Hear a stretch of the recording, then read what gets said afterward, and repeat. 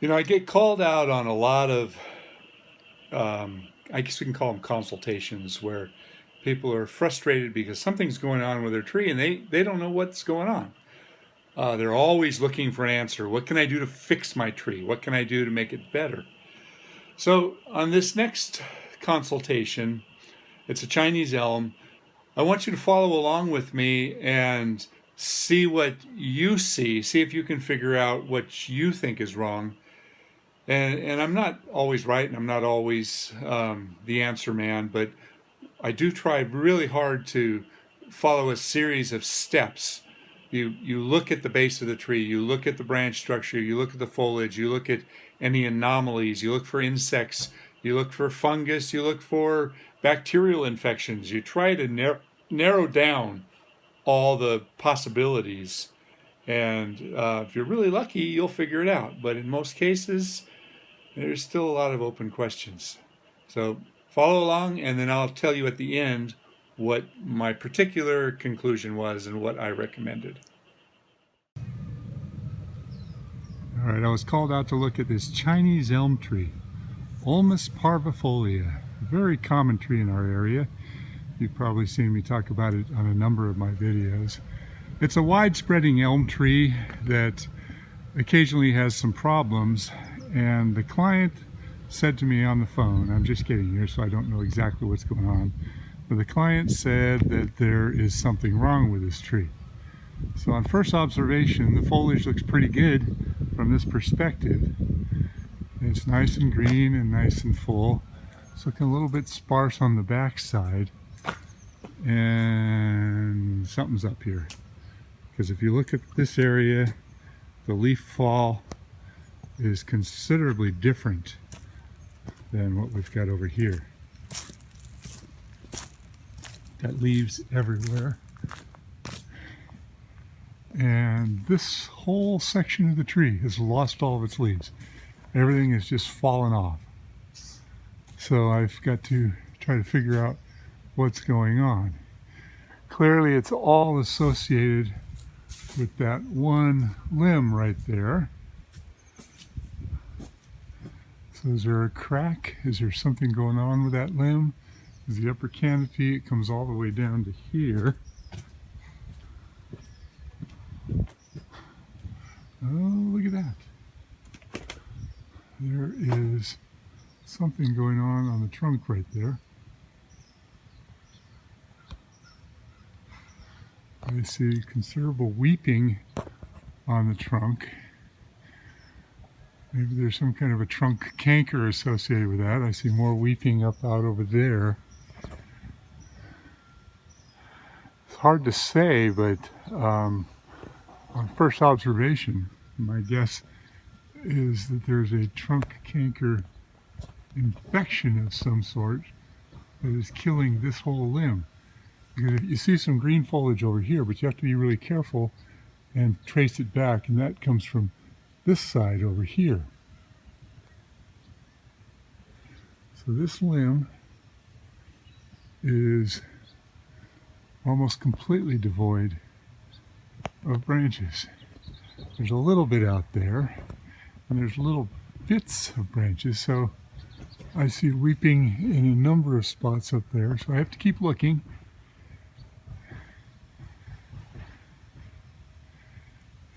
I suspect this branch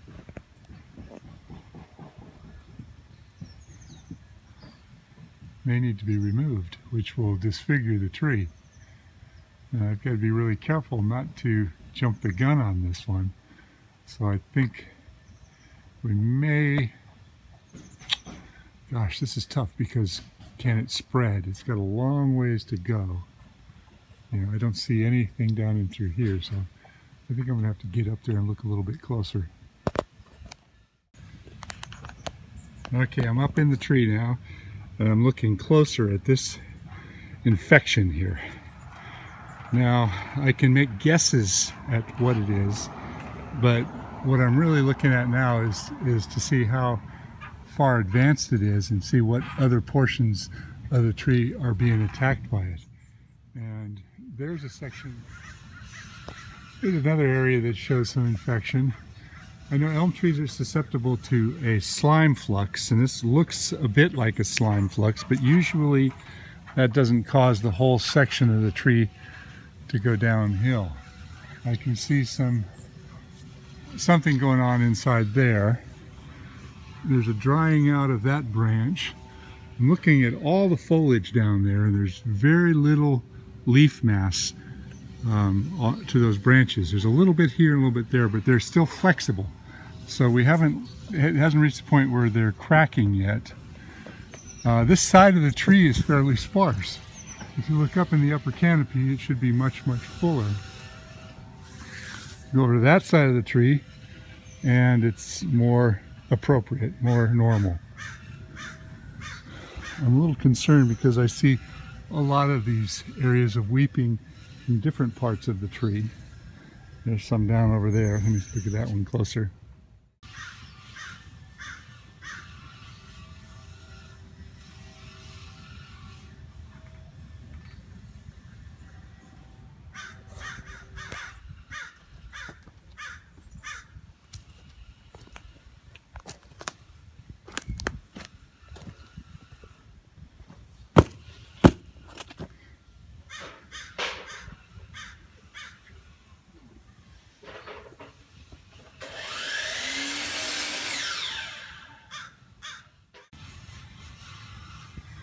You know, a lot of times when you're looking at these trees, it's about detective work. You have to look at all the things that are happening.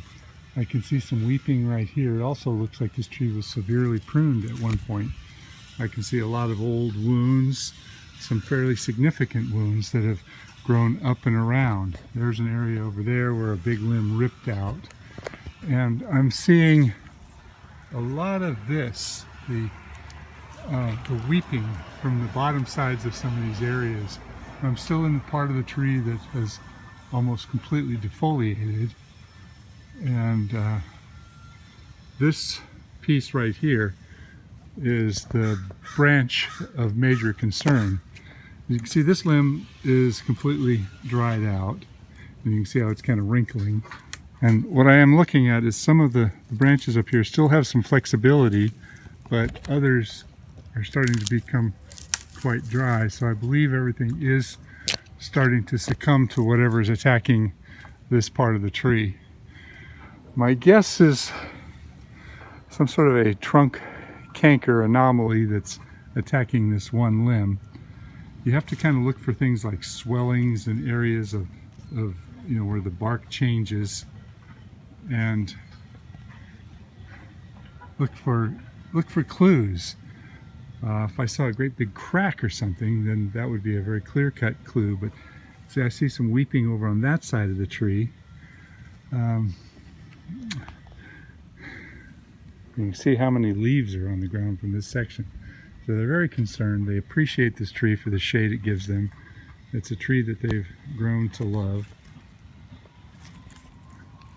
and it's an important part of their, well, it shades the house. It does a lot of benefits to this property. So they're looking for an answer. What am I going to say? I hate to say wait and see, but I think that's what I'm going to have to say in this case. Just wait and see. Just pay attention. You know, at the end of the day, there are so many tree problems that we just can't do anything about. We don't know what to do. A lot of people try things, but there are so many internal problems: bacterial infections, trunk canker diseases, fungal problems, drought-related problems. A lot of times we have to play the guessing game to come up with the best idea of what we think is going on. You know, it'd be really easy to look at this and say, needs more water. You know, maybe it doesn't look like it's getting enough water at all. It looks like it's a very dry area. You know, much of the tree's root system is under the asphalt. Oh, look at that. They've got a plastic lawn. I wonder how long that plastic lawn has been in, but you know what? They've completely shut off the water to that whole area of the root system, and I'm sure they damaged a lot of roots in doing so. So I think that it's an accumulation of problems. You know, I can't point my finger and say, this is the bug that's attacking the tree, or this area is in trouble. But if you add them all up, everything is accumulative. And if you look up there, you can see quite a bit more of this weakness going on here, which looks very much like a bacterial infection, much like slime flux, and it's throughout the tree. So I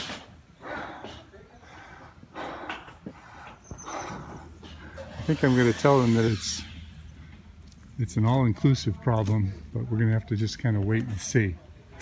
Maybe if they can step up the irrigation, that might help. Water's important. You shut off the water, you change the environment and go plastic, trees die. Okay, spent about an hour in the tree. I got up there with a big ladder, I got out and climbed around, I looked for everything. I came to the conclusion that there isn't a single problem with this tree. It's a whole collection of problems. There is a bacterial infection, very likely slime flux, that is showing itself in a number of areas. The tree was topped in the past, so there's a lot of weaknesses, which may be leading to some of the slime flux infections. That's 2. The soil under the tree is hard packed and there isn't any mulch. That's 3. There's a lot of things that were not wrong at all. I couldn't find any defects in the trunk. I couldn't find any problems at the base of the tree. There wasn't any insect activity. So you've got to discount all those.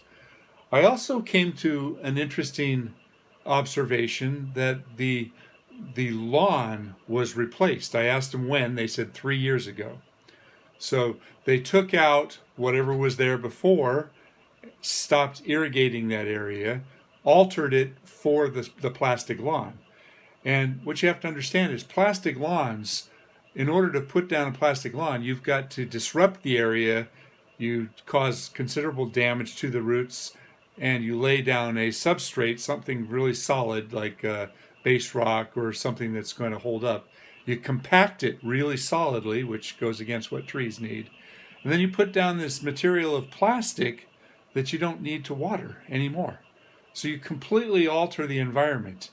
And I'm saying that is probably contributing to it, and the roots that were in that area are now either devoid, damaged, or no longer being serviced. So collectively, there's a lot of things going on. And they said, what can we do? And I said, there's really no magic bullet. There's no fix. I did not suggest fertilizing the tree. I did not suggest deep root, vertical core boring, nothing of that nature. I did say water the available root space that is left and see if you can see any kind of an improvement. Now, unfortunately, water is very expensive in our area, and a lot of people are trying to get away from watering, but you have to recognize that without water, trees die. You know, we are in a drought. We're still in a drought. We had one good year of rain a couple of years ago, but it's back into a drought condition, and we are not recovered from that yet. So you have to add all these things up, and I gave them some suggestions, including mulching with a wood-based mulch, the available space that the tree does have. But finally, I did say that there's enough wrong with the tree that it very likely may continue to go downhill. And even after all these attempts at trying to preserve the tree, they may still lose it. It is what it is. There's not always a good answer. Thanks for watching, and if you like my videos, please subscribe and click the like button. That helps out.